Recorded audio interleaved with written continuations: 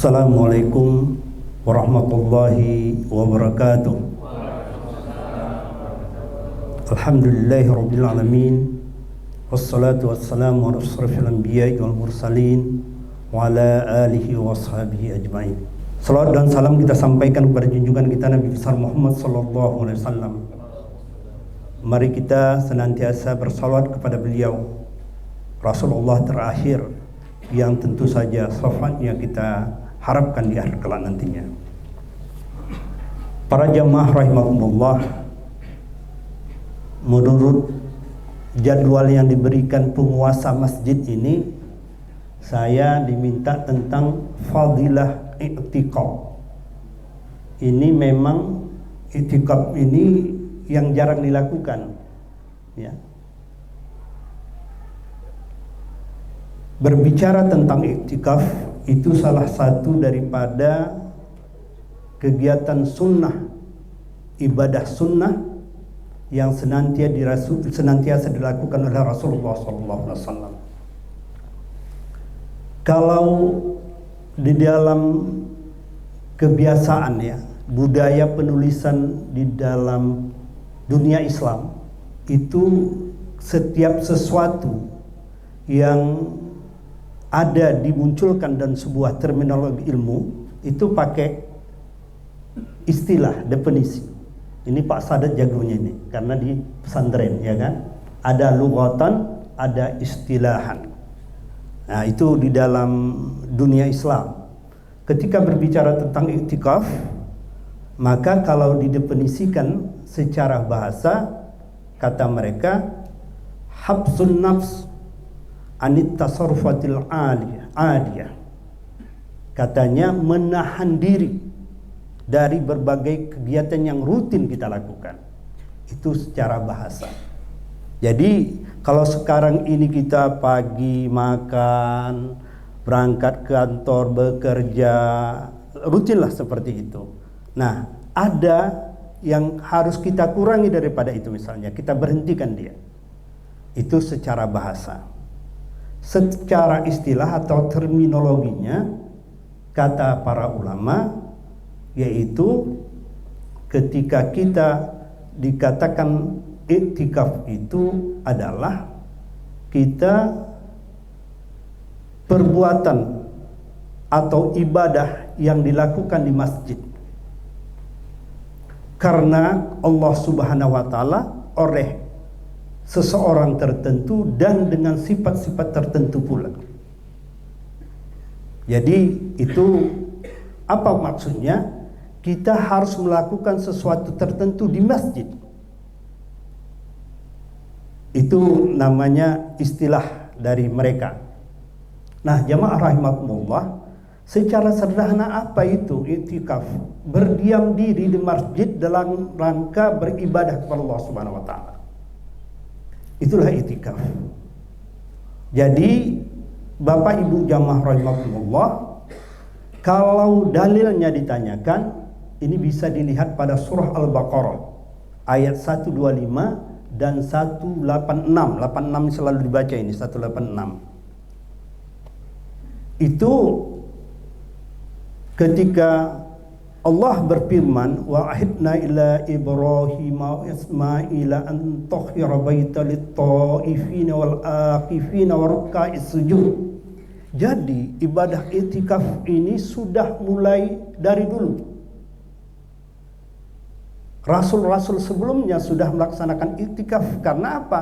Ada perintah Allah kepada Ibrahim dan Ismail untuk membersihkan Baitullah itu untuk apa? Lit-taifin, untuk orang yang tawaf, wal akifin, untuk orang yang iktikaf, waruka'is sujud, dan mereka ruku dan sujud yang beribadah. Jadi kalau secara tekstual dalilnya Allah mengatakan sejak Nabi Ibrahim sudah dikenal dengan iktikaf, mungkin juga sebelumnya. Nah, ini ibadah. Karena Baitullah itu dari dulu sudah dikunjungi siapapun, karena dia sentrum, ya, daripada ibadah-ibadah umat-umat sebelumnya. Itulah Baitullah. Nah, Bapak Ibu jamaah rahimakumullah, tentu bagi kita untuk namanya iktikaf itu sebenarnya mudah. Sebenarnya mudah, tapi jarang kita laksanakan. Apa yang harus kita lakukan dalam beriktikaf? Kita hanya menuju masjid, berdiam diri, berzikir, itu iktikaf. Tapi memang ada syarat dan rukunnya. Kalau syaratnya itu dia harus muslim. Kalau non muslim pula tidak diterima. Dia harus muslim, akil baligh atau berakal, dan kemudian tidak berhadas besar. Jadi kalau berhadas kecil dia, ya silakan, boleh saja. Tapi sebaiknya kita pun berwuduklah, ya. Kemudian rukunnya hanya niat untuk iktikaf karena Allah Subhanahu wa taala, ya, hanya niat, dan berdiam diri di masjid. Jadi iktikaf itu pekerjaan yang dilakukan di masjid. Jami sebaiknya, masjid jami. Kalau tadi ada firman Allah pada surah Al-Baqarah ayat 125, ketika Allah perintahkan kepada Ibrahim dan Ismail untuk membersihkan Baitullah bagi orang yang tawaf. Kalau tawaf itu di mana? Mengelilingi Ka'bah, di Masjidil Haram. Kalau iktikaf di mana? Di masjid. Di mana saja masjid bisa kita lakukan. Kalau tawaf hanya di Baitullah. Ada juga yang pernah membuat di suatu tempat yang katanya nggak perlu ke Baitullah. Itu sudah nyeleneh namanya itu, ya. Udah cawi-cawi dia. Sedangkan rukuk dan sujud boleh saja di mana? Mau di masjid, mau di musola, mau di rumah, di jalan, dimanapun boleh. Asalkan tempatnya suci. Tapi kalau untuk iktikaf itu harus di masjid. Nah, apa fadilah daripada iktikaf? Ini yang tadi dimintakan oleh Pak Sukri. Ketika kita berbicara dengan iktikaf, kita sudah menyiapkan diri, berangkat ke masjid. Bolehkah siang hari? Boleh. Malam hari? Boleh. Berapa lama? Pokoknya kita berdiam sejenak di masjid, berniat iktikaf karena ingin beribadah kepada Allah Subhanahu wa taala. Kita zikir-zikir sudah iktikaf. Tidak perlu 24 jam. 1 jam pun boleh. Mungkin saja kesempatan kita sebelum jam 12 masuk ke masjid ini, sholat tahiyatul masjid, kemudian kita membaca Al-Quran. Sebelum kita duduk dari tahiyatul masjid tadi, kita beriktikaf, berniat kita. Kemudian kita baca Quran, kita kemudian zikir, masuk zuhur, sholat zuhur kita, ada setelah zuhur kita sholat ba'diyah, kemudian itu kita berzikir, kemudian jam 1:30 atau lebih kita keluar, ya sudah masuk kategori iktikaf. Laki-laki, perempuan silakan, tidak ada larangan. Walaupun ada sebagian mengatakan kekhawatiran kalau perempuan melaksanakan iktikaf. Tentu saja kalau tempat-tempat tertentu yang dikhawatirkan terganggu. Mungkin pernah saya sampaikan, ada jamaah dulu saya tahun 2003, 2 orang perempuan di bawah saya ketua karom. Mereka tidak lapor, berangkat ke Masjidil Haram, tercari-carilah ketua regu, karu. Kemana ibu ini lapor.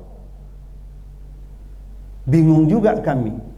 Akhirnya pagi besok baru mereka pulang. Mereka bilang kami ini tadi malam iktikaf. Ya, itulah juga perlu informasi. Mana tahu ibu-ibu dari majelis ini nanti mau iktikaf, kasih tahu sama bapak, ya kan?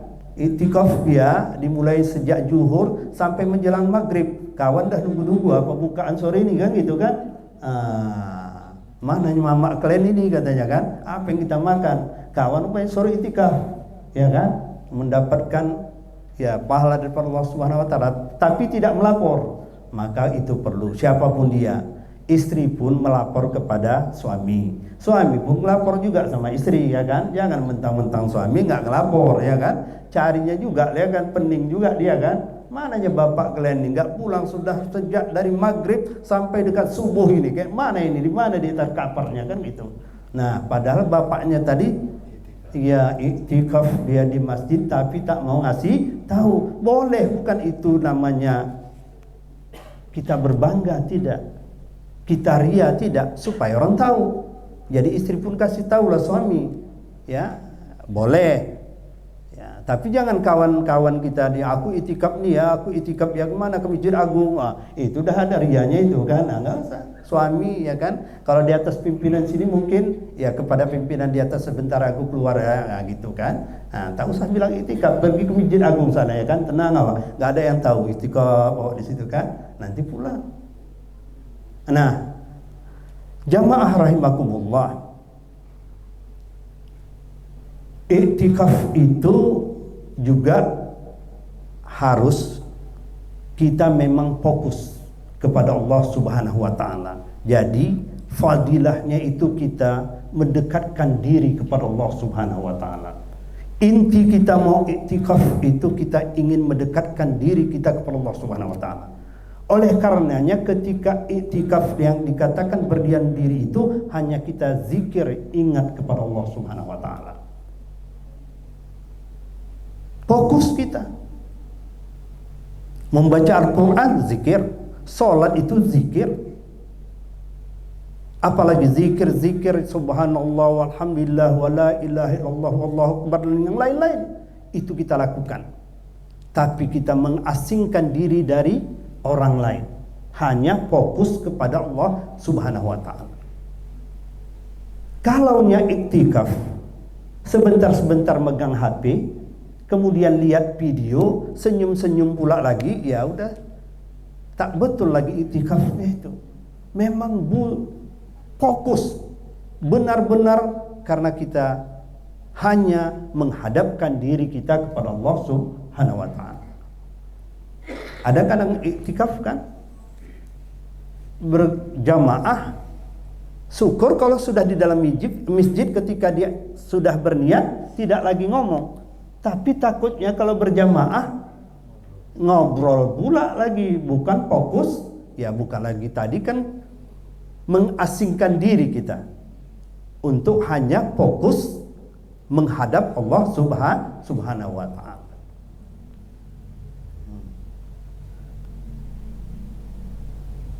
Apa yang perlu kita lakukan ketika kita beriktikaf tersebut? Tentu amalan-amalan selain yang wajib kita perbanyak, dan yang kita lakukan itu bagaimana kita bisa merasakan kedekatan kita kepada Allah Subhanahu wa taala. Seandainya memang zikir kita bisa subhanallah, subhanallah, subhanallah, silakan. Tapi memang betul ucapan subhanallah itu kita memang mensucikan Allah Subhanahu wa taala. Jangan kita mengucapkan subhanallah, pikiran kita terpikir apa yang mau kita jadikan ataupun saya bawa untuk keluarga saya pulang. Bukan apa yang saya persiapkan kalau bulan Ramadan kita membikinnya. Jangan, kita tetap fokus ketika kita zikir itu. Kalau subhanallah memang kita mensucikan Allah Subhanahu wa taala. Maha suci Allah daripada kekurangan. Ketika kita mengucapkan hamdalah, alhamdulillah, alhamdulillah, kita memang betul-betul memuji Allah Subhanahu wa taala, mengagungi Allah Subhanahu wa taala. Makanya ada ayat fawailul lil musallin. Itu ancaman. Celaka bagi orang yang sholat. Mak kacau juga ini kan? Ya Pak Sugri. Tapi ingat, memang ada adab bacaan ketika membaca ayat ini.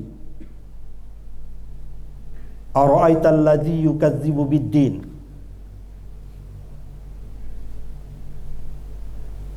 Ini ayat Allah memberitahukan,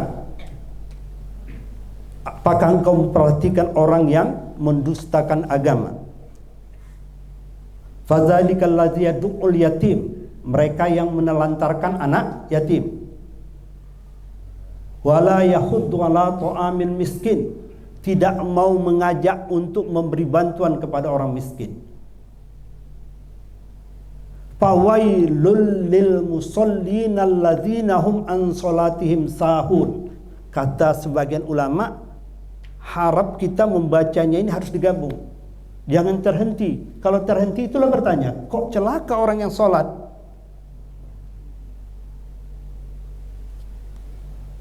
Mereka yang sholat bagaimana dikatakan celaka itu? Karena mereka lalai. Kita disuruh apa? Khusyuk. Itu juga ayat surah Al-Mu'minun mengatakan kita harus khusyuk. Oleh karena itu berzikir pun kita harus khusyuk. Nggak boleh lalai. Lalai itu apa artinya? Kita sholat, kita berzikir, tapi pikiran kita bukan tertuju kepada sholat itu. Oh, Bapak bisa 100%? Enggak, saya juga tak bisa. Ketika sholat ada saja yang mengganggu kita. Itulah dia. Yuwaswisu fi sudurin nas minal jinnati wan nas. Ada saja. Tapi tetap kita kembali. Jangan kita terus terikut dengan godaan tadi sehingga kita tidak fokus. Kita harus fokus. Fokus terhadap apa yang kita lakukan. Ketika zikir, maka zikir itu kita fokuskan. Maka perlu juga lah makna daripada zikir itu kita ketahui. Misalnya subhanallah, Allah Maha Suci. Alhamdulillah, segala puji bagi Allah. Allahu Akbar, Allah Maha Agung. Itu kita lakukan.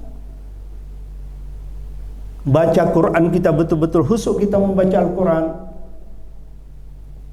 Seakan-akan kita sedang berhadapan dengan Allah Subhanahu wa taala. Maka inilah dia yang dinamakan khusyuk. Yang dilarang itu kita lalai apapun yang kita kerjakan kita beribadah kepada Allah Subhanahu wa taala. Dalam puasa ini ada juga yang lalai, ada. Puasa ini kan imsak, disuruh menjaga. Apa kelalaiannya? Enggak dijaganya mulutnya. Kata-kata yang tidak berfaedah tetap juga terucapkan. Mencagil, mengganggu orang dengan bahasa yang tidak baik tetap juga. Kata-kata rafas yang agak-agak porno agak laku juga di bulan puasa ini kan. Nah itulah dia diganggu setan itu. Pak, setan kan dibelenggu. Setan itu bukan ada bentuknya. Setan itu sifat yang ada pada diri manusia dan jin. Tetap ada mengganggu kita. Kok dia dibelenggu dibilang hadis? Kalau kita membelenggunya. Kalau kita tidak membelenggunya, dia merayap terus. Sur pula itu kalau dah ngomong sebelum berbuka ya kan, duduk-duduk ya kan, tak apa-apa pula dikaji. Ribah pula lagi, apalagi zaman politik ini ya kan. Itu berbahayanya. Puasa juga ada membuat kita tidak khusyuk, jadi lalai, hilang nilai pahala puasa. Nah, kembali tadi kepada kita melakukan iktikaf. Padilah selain kita memang mendekatkan diri kepada Allah Subhanahu wa taala karena sudah khusus niat kita mau iktikaf, berdiam diri dan hanya menghadap Allah Subhanahu wa taala, kita menghindari dari godaan manusia. Itu dia fadilahnya. Kalau kita bersama-sama tidak menghususkan diri kita, ada saja gangguan yang muncul. Jelas itu. Apakah kalau di rumah anak, keluarga yang lain, suami atau istri, ada saja gangguan. Makanya perlu pula kalau seorang istri mau iktikaf kasih tahu sama suami dan anak. Kalau suami juga bilang seperti itu, artinya apa? Supaya mereka tahu dan kita supaya khusyuk. Kalau di rumah berat kita untuk tidak terganggu dengan rayuan, godaan dan segala macam dari samping kita, keluarga kita, kawan kita, kolega kita, berat. Jadi godaan-godaan bisa terhindar ketika kita berfokus untuk iktikaf, makanya tentukan masjid. Bisa kita sholat di rumah, silakan. Tapi laki-laki sunat muakkad, bahkan ada yang mewajibkan untuk berjamaah. Kalau perempuan memang boleh, silakan saja di rumah. Tapi iktikaf, lakukanlah dia di masjid, persiapkanlah diri kita untuk itu.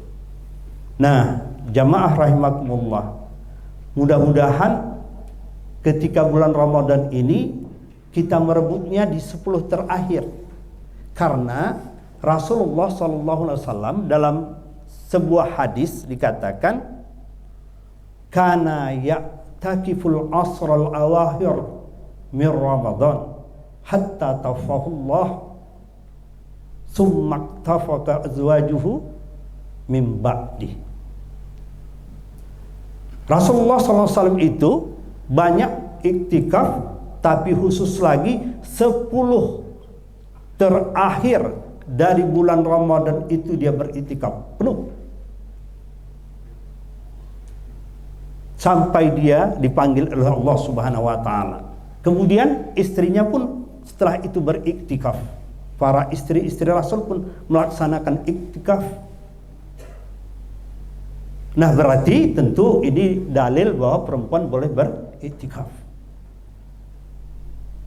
Rasulullah SAW beriktikaf.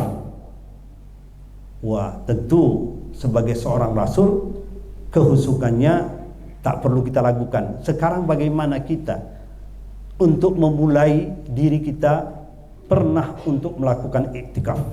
Sederhananya gini saja, Bu, Bapak jamaah. Cepatkan berangkat sholat tarawih sebelum Isya, masuk masjid. Itu untuk kita memulailah. Sebelum azan kita ke masjid, kemudian kita sholat tahiyatul masjid, duduk niat iktikaf, kemudian kita zikir, teruslah itu. Jangan ngomong-ngomong sama kawan lain lagi, duduk saja. Kita mulai dengan zikir, azan berkumandang, kita jawab azan itu. Setelah itu kita sholat qabliyah, masuk qomat kita jawab lagi, sholat kita ikut sholat fardu lagi, dan seterusnya sampai kita berzikir. Selesai, pulang kita, selesai iktikaf. Jadi niatnya itu saja. Tapi samanya seperti kita masuk masjid, tapi ada khusus kita. Tidak lagi kita meladeni kawan di kiri kanan kita segala macam, kita khusyuk di situ. Mungkin pernah kita memperhatikan ada orang-orang yang duduk di masjid itu di sudut-sudut. Dia awal masuk, kemudian akhir pulang, itu dia melakukan iktikaf seperti itu. Bisa kita lakukan, bukan harus malam 21 Ramadan penuh dan selanjutnya. Memang Rasul ada hadis yang seperti tadi, 10 terakhir daripada bulan Ramadan, karena di sanalah mengharapkan Lailatul Qadar. Khairum min alfi syahrin tanazzalu malaikatu waruh. Memang kalau kita memperolehnya, alhamdulillah, karena dia lebih baik daripada 1000 bulan. Nah, silakan saja. Tapi tentu saja ketika kita di akhir-akhirnya itu, terutama ibu-ibu ini banyak pula kesibukan lainnya, Bu, kan? Nah, ini yang gawatnya ini, ya kan? Tak bisa pula terganggu, ya kan?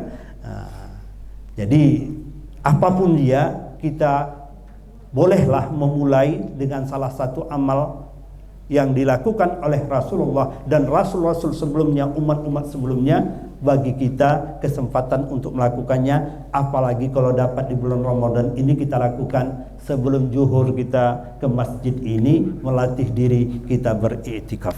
Matikan HP, jangan layani kalau ada yang bertanya. Misalnya ada dekan farmasi, misalnya ada datang wakil dekan, diam saja, ya kan? Dan wakil dekan pun tahulah, oh ibu ini sedang iktikaf. Mungkin salah satu doanya supaya mahasiswa tahun 2024-2025 ini banyak masuk ke farmasi, kan gitu.